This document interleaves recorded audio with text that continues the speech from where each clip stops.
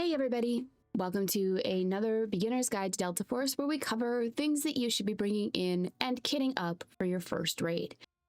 If you're brand new and the only place you can go is Zero Damn Easy, there are things to consider. For one, you may have some gear in your stash and it may not be usable for a raid in Easy.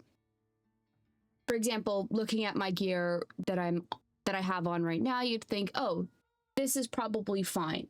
Everything seems to work out and I'd be able to go in. However, if I do this and I hit start, it tells me that there are issues. So I'm going to show you why. If you're kitting up for Easy, there are restrictions.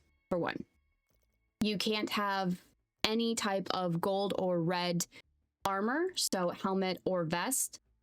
You can't have gold or red, so I would have to swap out the helmet. And you can't bring in purple or higher ammo, so purple, gold, and red. That ammo is not permissible in Easy. As well, your gear value total cannot exceed 1.5 mil that you're bringing in with you in the raid.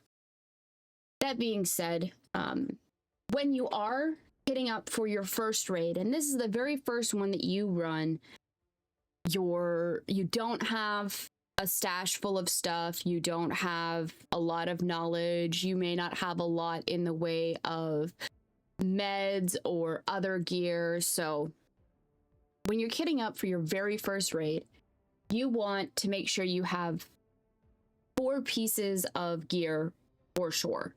One is a helmet, the vest, your chest rig, and a backpack. Those 4 pieces of gear will make your life a little bit easier. Of course, the rarity of your vest will determine how many shots you can take before it gets broke.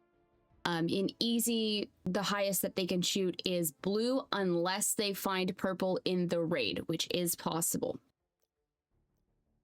Same with the helmet. It determines how well you can hear. As you can see here, this one has a 20% hearing range, which means I can hear footsteps and other things further out. But it also reduces just the regular noise around you. So the sound of bushes, the sound of just the ambient, like bugs and birds. Moderate noise reduction reduces that. The 20% hearing range means you can hear further out.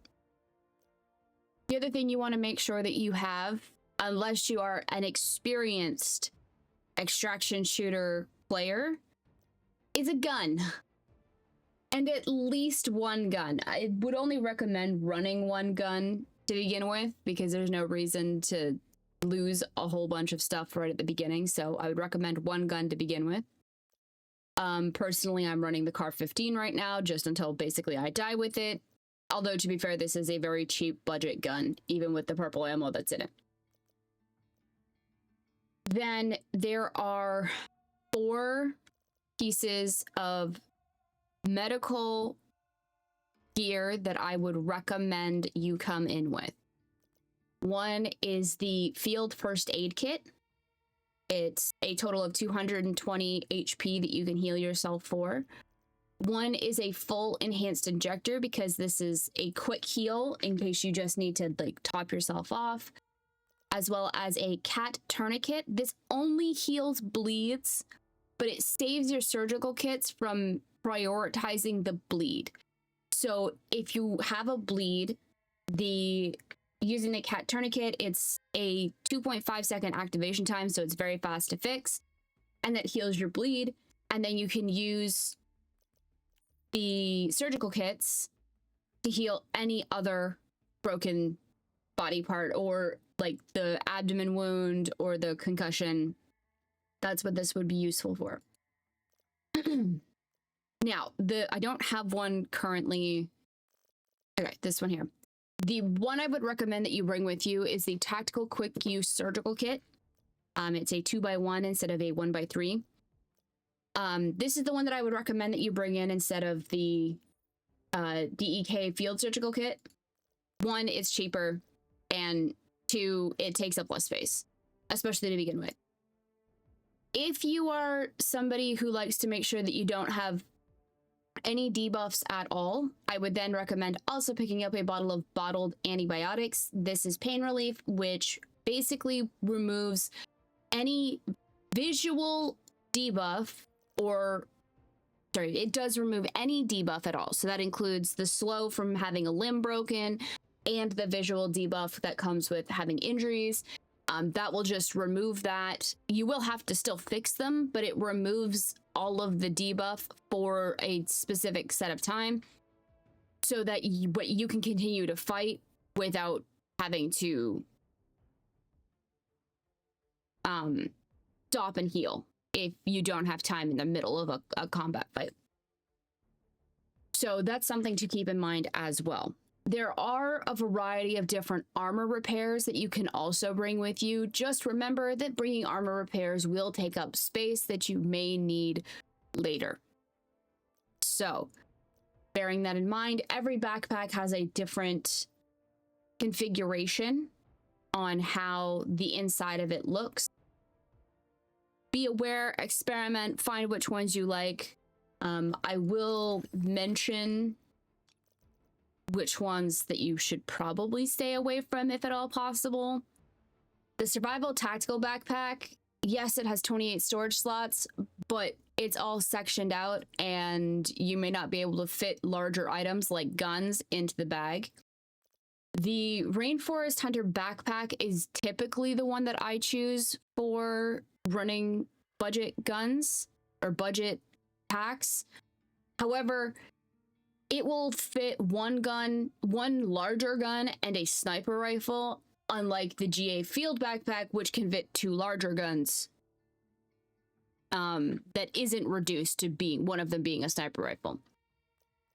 The MAP Recon backpack and the Field Hiking backpack have breakdown slots at the bottom.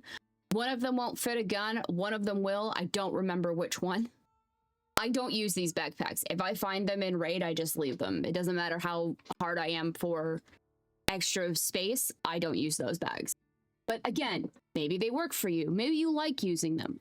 There's no judgment. This is all 100% based on what you would like to run.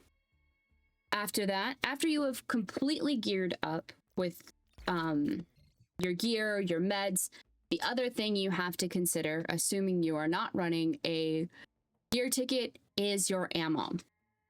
Now, I mentioned this a little bit earlier.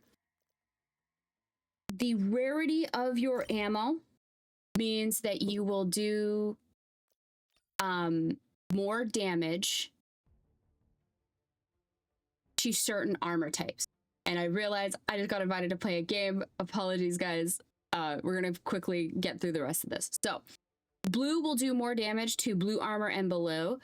Purple will do more damage to purple armor and below. And exactly, like that is how it goes. Now, of course, that doesn't mean that you can't shoot through, say, gold armor with blue ammo. Just understand it will take you more bullets to do so. There is heavy damage reduction if you're shooting with a rarity below the armor you're fighting. And of course, the gun is what determines how much damage a bullet does. So keep that in mind. A CAR 15 does not do as much damage. So I do 27 damage per bullet with a CAR 15. It does not do as much damage as the AUG, for example, which does 32 damage per bullet. Now, this is of course to unarmored players, but keep in mind that this is still a good base to consider. The SV98 does 60 damage as a sniper rifle. The M700 does 61.